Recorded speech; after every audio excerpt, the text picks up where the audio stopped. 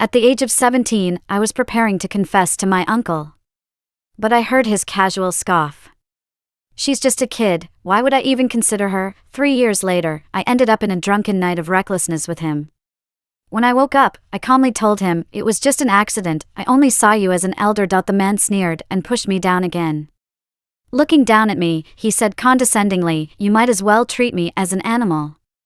He patted my face lazily and said, niece, I didn't drink a drop of alcohol last night. When Eric called, I was already tipsy alone in a bar. Where are you? His voice, as always, deep and magnetic. I couldn't help but think of the news about him kissing the actress Lucy today, and a rebellious feeling surged within me. I blinked my heavy eyes and murmured, Uncle, I'm currently in the arms of a male model. You seem to be disturbing me a bit. Eric chuckled incredulously, coldly saying, are you capable of that? After a moment of consideration, I nodded and replied softly, I think I am. I never knew that the more I drank, the clearer my speech became. Enough about you, Uncle. I also plan to kiss him. Eric chuckled with disdain. Irene, you can try. His words were cut off as he hung up the phone. I stood still for a few seconds. That sentence was left unspoken, just like you and Lucy. Perhaps to cover up my lie, I actually called for a male model to accompany me. A male model whose profile looked like Eric's. He sat next to me, resting his chin on his hand and gazing at me. After a while, he smiled and said casually, you are so cute. Cute enough that I don't want your money, don't want to push drinks, just want to know you for who you are. Not knowing how to interact with a male model, I awkwardly nodded. Thank you. He went to the bar counter and returned with a cup of unfamiliar drink, a perfect smile adorning his lips. Try this, specially made for you. My reaction was slow, but my intuition told me not to accept the drink. Seeing me hesitating, the young man joked, do you want me to feed you? Then, he took a sip himself and suddenly leaned down to kiss me. Before I could even splash the drink in my hand on his face, a bottle smashed directly on his head. Eric had just come down from a social event. The top 2 buttons of his shirt were loosened, giving off a careless and unruly vibe. He still held a piece of broken bottle in his hand. Looking at the male model with a cold smile, who the hell are you? The male model shouted, holding his bleeding head. Ignoring the man's outburst, Eric casually asked, so, what were you planning to do just now? I pondered for a moment and realized the answer to this question. With the confidence of a well-behaved student, I crisply replied, Uncle, he was about to feed me mouth to mouth. Eric coldly nodded, nonchalantly tossing away the remaining half bottle of wine in his hand. Despite the man's legs trembling, he tried to remain composed. What do you want to do? Eric's voice remained calm and unaffected. Fight, you. The next moment, he picked up a bottle of beer from the table in front of me, leveraged the edge of the table, and opened the cap. Grabbing the man by the collar, he forced him back into the booth, pouring all the alcohol down his throat. Despite his futile struggles, the bar owner finally intervened. Mr. Eric, it's a rare honor to have you visit us. Please don't be upset. See. Eric interrupted the bar owner, tossing the empty bottle to the ground, off. All right. I'm leaving. The chaos throughout the whole incident left me confused, as I had consumed too much alcohol. My thoughts were tangled like a ball of yarn. Eric sat slouched next to me, flicking a lighter to ignite a cigarette. Irene, are you planning to kiss that boy? His tone was calm as always, but with a tone of urgency, seeking an answer. Uncle, do you want to hit him? I leaned on the table, looking at him with uncertainty, not knowing what I was saying. More than that, Eric lightly touched my neck, adding with no meaning, I'd chop him. Using bloodier vocabulary, I hesitated for a moment, burying my face in my arms. Then I won't tell you. The next moment, I was lifted up with a firm grip around my waist. After a dizzying spin, I found myself straddling Eric's lap. His hands gently caressed my waist, his eyes holding a hint of threat. Irene, you better not tell me that you're interested in him. I placed my hands on his shoulders, looking at the face I had admired for 3 years. A sense of unfairness surged within me. With a hint of redness in my eyes and a trembling voice, I said, I don't want to like you anymore. His hands, still on my waist, stiffened for a moment. After a long pause, Eric finally spoke again. His tone devoid of emotion. How did I offend you? I sniffed, tears blurring my vision. Because it hurts to like you. To hear you say you just see me as a kid, and watching you like someone else, kissing someone else. Eric scoffed lightly, pinching the back of my neck. Are drunken rumors how I've taught you to be, Irene? Seeing him refusing to admit, a nameless anger welled up within me. Staring at him intently, I scolded him. Eric, how can you be so despicable? You did it, but you won't admit it. His hand on the back of my neck didn't stop pinching. He stared at me with a subtle smirk, with a hint of hostility. Irene, even your uncle can't recognize you. The emotional transition catalyzed by alcohol happened quickly. My gaze was confused. Eric. My head was pounding. Eric reached over and pinched my chin, teasing my lips with his fingertips, stopping me from continuing. He spoke with a husky and tender tone. Do you have to call me uncle at this moment? I was helpless and in pain. Eric. My head spinning. Eric picked me up and put me on the comforter. Kneeling in front of me, he took my hand and gently massaged it. His voice, as always, deep and smooth, was now mixed with an unfamiliar seriousness. Softly soothing, he said, Irene. I like you. There was a hint of self-deprecation in his tone. You might not know. The desire to be an animal has been there early on. I only understood the key 4 words. I stopped crying slowly and asked him softly, do you really like me? Eric never lied to me. Even in my intoxicated state, I remembered this incident. I pursed my lips. Feeling tears well up again, feeling a sense of shyness. Then, you can kiss me. The spinning lights above only intensified the headache. I wished I could keep my head still. In such a state, the alcohol in my head became even more uncomfortable. Uncle. Before I could finish, Eric held my chin high, pressing his fingers against my lips. Do you have to call me uncle at this moment? His voice had a hint of hoarseness in it, as he pressed his lips against mine. My head was pounding from the constant spinning. It was unbearable. Just an accident. Let's pretend nothing happened. I hung my head down, speaking calmly but with some underlying pain. Uncle, I have always regarded you as an elder. After saying that, I bent down to reach for the clothes on the blanket. I heard a soft chuckle behind me. Then, I was pulled back to his side. The man reached up from behind and grabbed me, lightly biting my ear with a hint of annoyance in his tone. I can't let you drink anymore, he said, slightly displeased. I was a bit confused by his words. What have I missed? Before I could think further, Eric didn't give me a chance to process.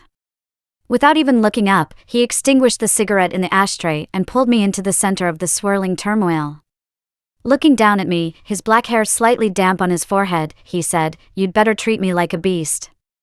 He patted my face lazily and said, Niece, I didn't touch a drop of alcohol last night. Later on, a rough breath was near my ear. The man's voice was earnest and indescribable. It wasn't an accident, Irene.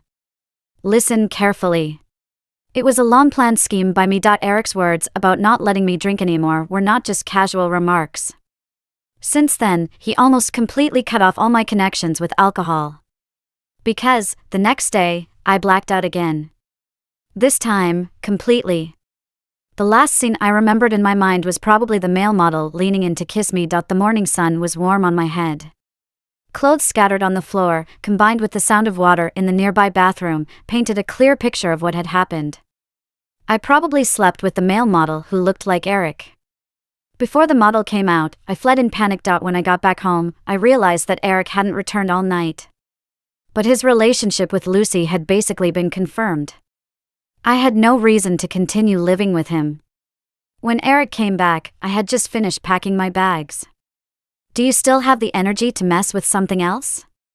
He said in a lazy tone with a faint smile. I could tell he was pleased, probably because of Lucy. No wonder he didn't return home all night. I pursed my lips and spoke softly to avoid revealing any trembling emotions. Uncle, I'm planning to move out. Eric's smile vanished from his eyes. He stared at me in silence, and the pressure around him suddenly decreased. Carefully choosing my words, I continued, I feel like our relationship isn't very harmonious. I came up with a reason on the spot, not wanting to mention Lucy. Eric raised his lips, his smile cold. Unbuttoning his shirt, he walked towards me. His voice had no warmth. Have I spoiled you? Or, is it? Before Eric could finish his sentence, the sound of the housekeeper's voice interrupted him. Mrs. Booth had arrived with Miss Lucy. Eric's mom and Lucy came together. Soon after, I heard the crisp sound of high heels. Eric! Eric? Mom already knows, your relationship with Lucy is all over the headlines. Shouldn't you make the relationship official? You should get engaged soon. As Mrs. Booth's voice trailed off, she pushed open my door. As her gaze fell on me, a hint of disdain flashed in her eyes. I saw it. I couldn't keep up the facade any longer. Unable to maintain my calm exterior, I ran out the door by myself, leaving my luggage behind. It was just my luck. Walking aimlessly, I happened to encounter the one person I least wanted to see right now, the male model. I remembered his name from his badge the previous night, Peter.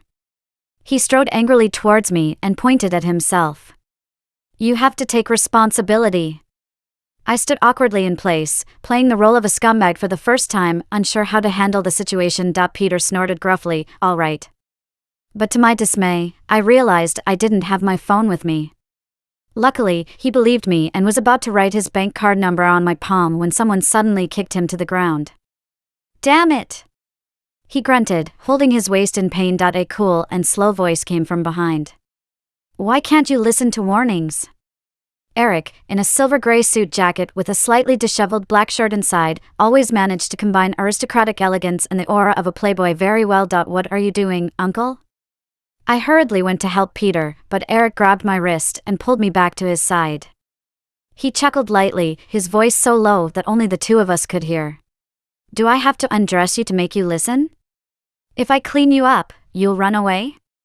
Should I break your legs so you can't escape, little niece? My brain froze like a thunderbolt, as if I couldn't comprehend his words. By now, Peter had managed to stand up, supporting his waist. I'm done, he grumbled before looking at Eric in frustration. Bro, can you clarify things before you kick me next time? The two of you are just in a pure love affair. Don't come to the bar for excitement. With that, he grumbled and left, supporting his waist up. Back at home again, there wasn't a single soul in the villa. After compensating Peter with $50,000, my brain continued to process the fragmented content that Eric had told me on the way. Bits and pieces of memories flooded my mind. The speed at which the dangling light above my head swayed determined the intensity of Eric's kiss. It was all so unbelievable that I couldn't fully accept what had happened. Eric seemed to sense my disbelief.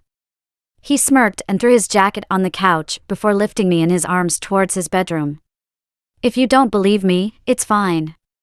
I'll help you retrace every detail of last night. It was from 11 p.m. to 2 a.m. Today will be 3 more hours, not a minute less. I blinked rapidly, speechless and wide-eyed.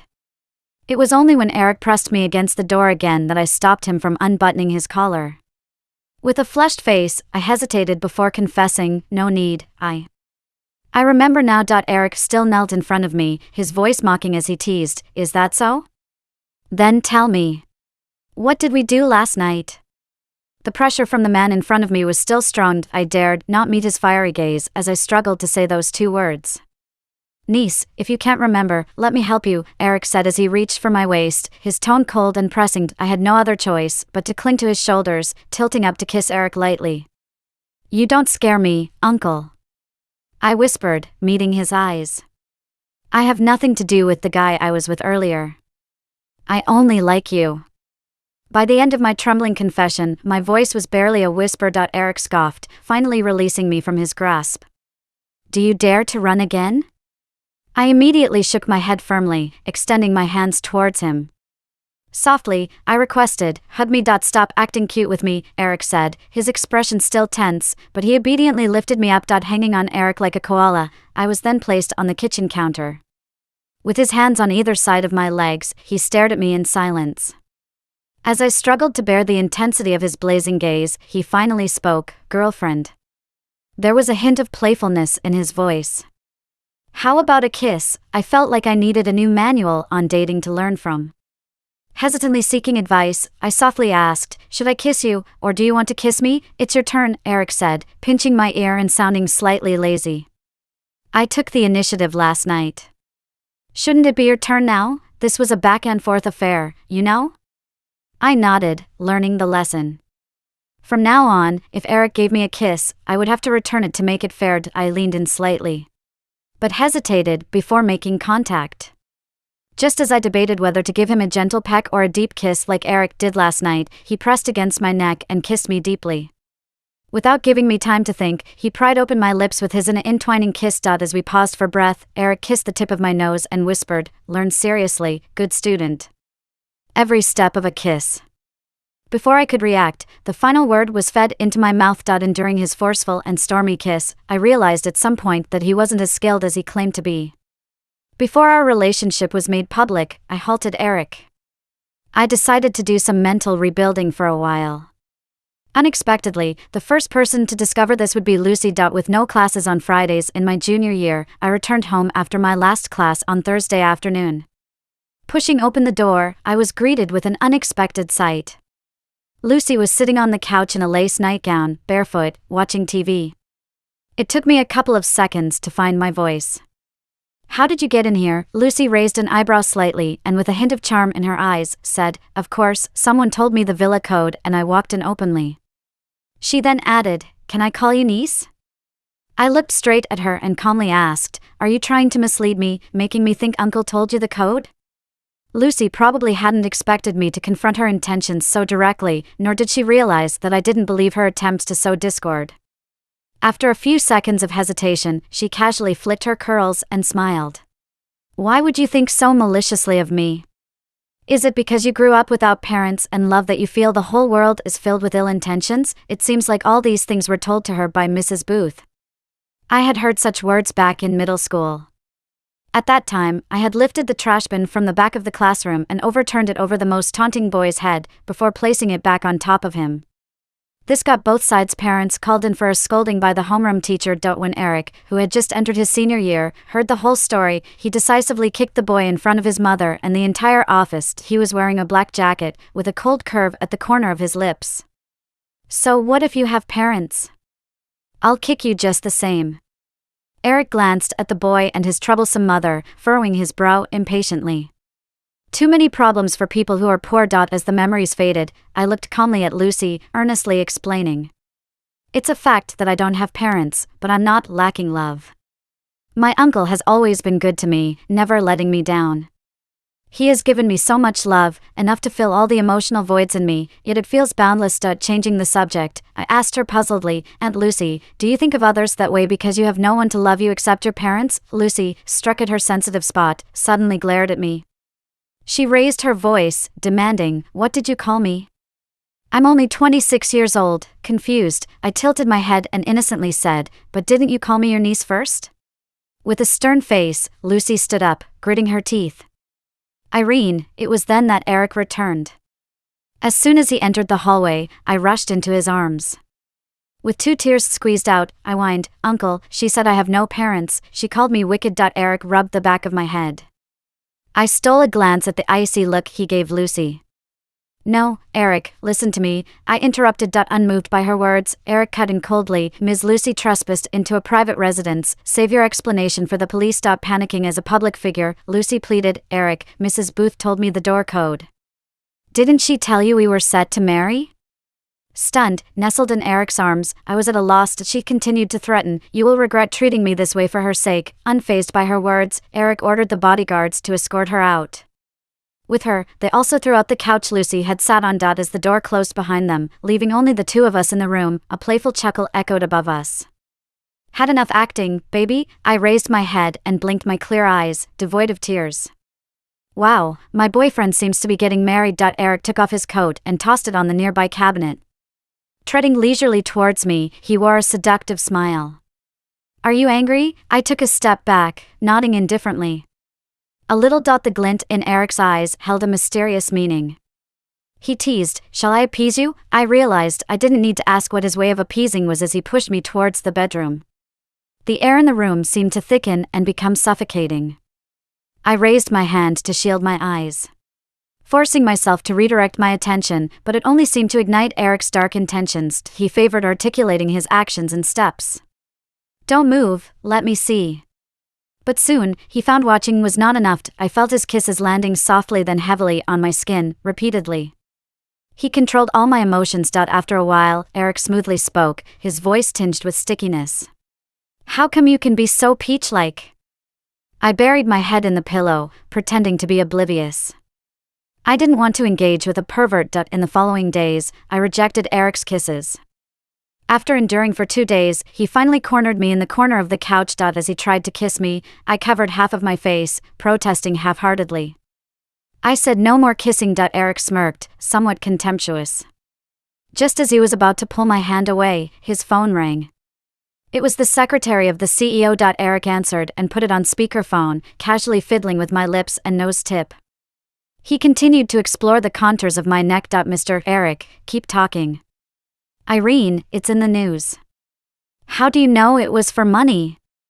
I can't take action without evidence. By the time I refreshed, the comment was already deleted. The comment section was full of insults towards me. I inexplicably remembered Lucy's final warning. The mastermind behind this was becoming apparent. Eric seemed to have grasped this too. He took the phone and called back the CEO's secretary. Although his expression was chilling, his voice revealed no emotion. Are you waiting for me to take this down personally?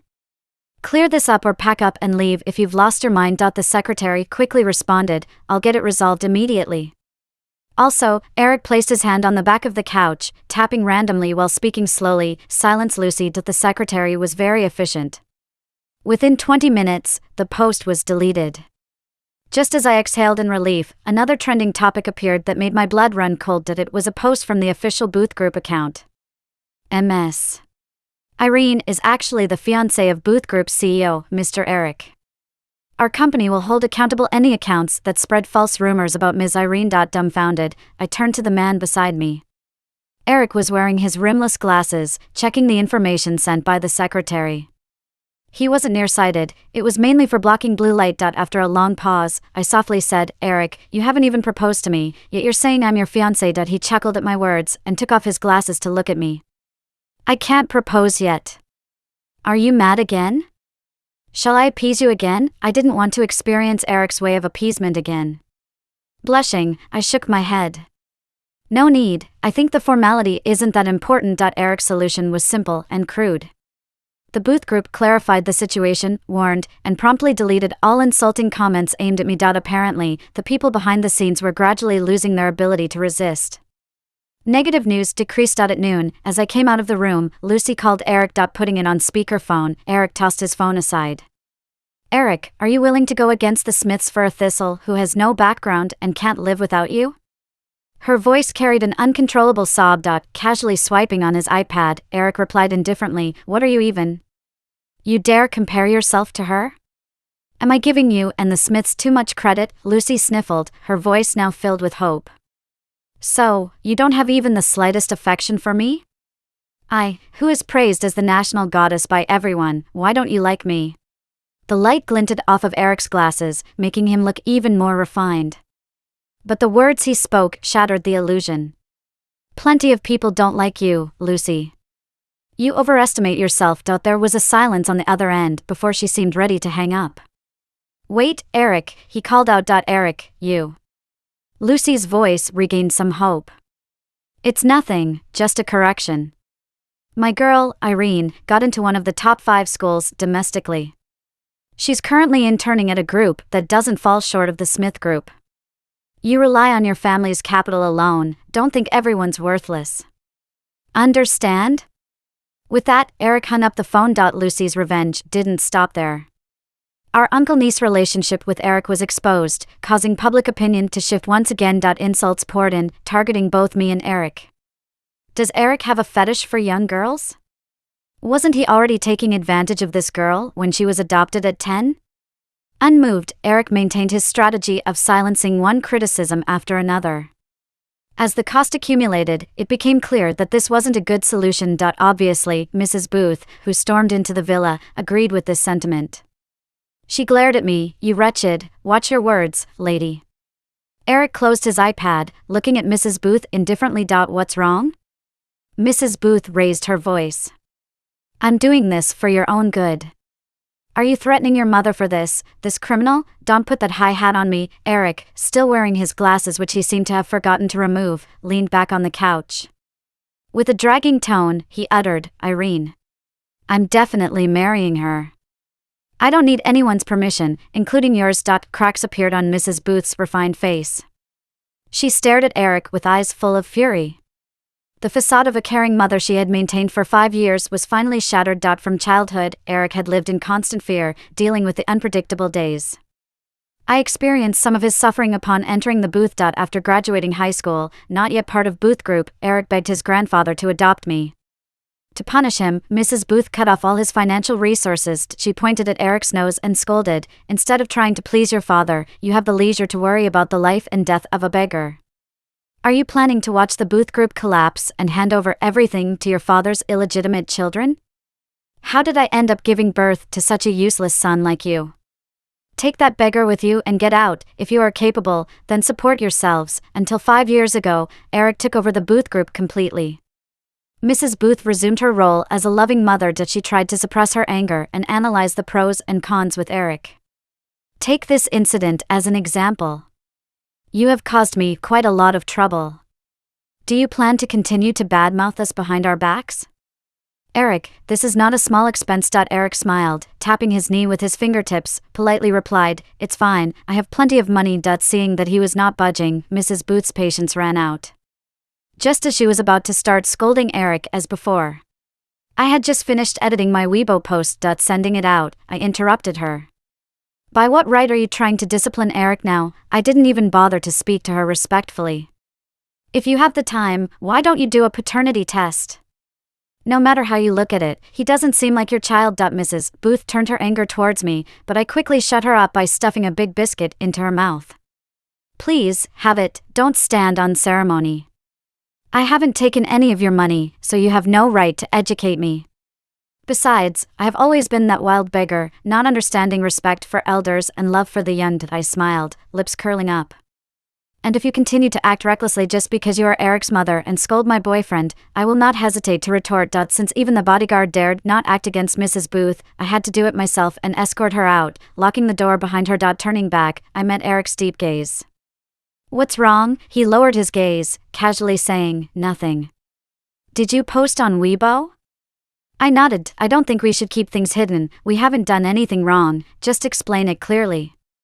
Of course, if there are overly hostile comments, please have your secretary handle them properly. At night, as I leaned against the head of the bed brushing through Weibo, I noticed one particularly prominent comment among the top few. I don't understand why some people are so extreme. They didn't do anything to your uncle. I was engrossed in scrolling and didn't even notice when Eric came out of the bathroom. My phone was suddenly snatched away and placed on the bedside table before I could react. What are you doing? I tried to grab the phone, but the man pressed me down. He extinguished the last light, his voice taking on a flirtatious tone. After answering my question, Eric reiterated it with actions.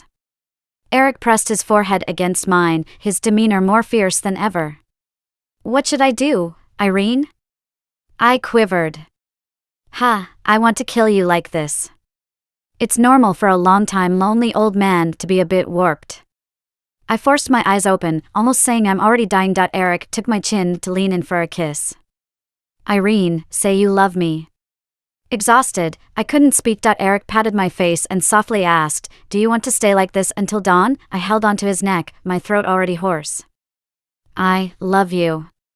Finally, he seemed satisfied and let me go. Eric proposed the day after my final defense in senior year. At night, I stood on the balcony, watching the drones form my name in the dark sky, followed by a huge engagement ring. Grandiose and ostentatious, with a touch of simplicity. I couldn't help but complain to my secretary. She had just caught her breath and explained to me that Eric did it to completely discredit the rumors surrounding us. Even now, there are negative comments online about us, believing our relationship to be inappropriate. Eric's grand gesture was to show those people. I paused, awkwardly shifting the subject. You speak well for him and tolerate his temper. The secretary smirked, calmly giving me the reason. Eric pays me a base salary of $150,000 per month. All right, I get it now, thanks, secretary. After everything quieted down, it was just Eric and me. He then pulled out the engagement ring. I noticed that both rings were engraved with Irene inside. Eric raised an eyebrow, explaining, "My ring is engraved with your name, symbolizing that I belong to you. Your ring is also engraved with your name, symbolizing that you always belong to yourself." He willingly bound his future with mine, but couldn't let a mere 21-year-old be trapped by him. Eric was clad in a well-tailored custom suit, in a dignified manner I had never seen before. Inappropriately, I recalled the scene of him bringing me home that year. The 27-year-old Eric and the 17-year-old Eric hardly had any change in their appearance. A decade apart, I felt like I saw the teenage him again. The 17-year-old Eric reached out his hand to me. "Young lady, would you like to come home with me?" The 27-year-old Eric knelt in front of me. "Irene, would you marry me?" Like my 10-year younger self, I placed my hand in his without hesitation, telling him with absolute conviction, "I do."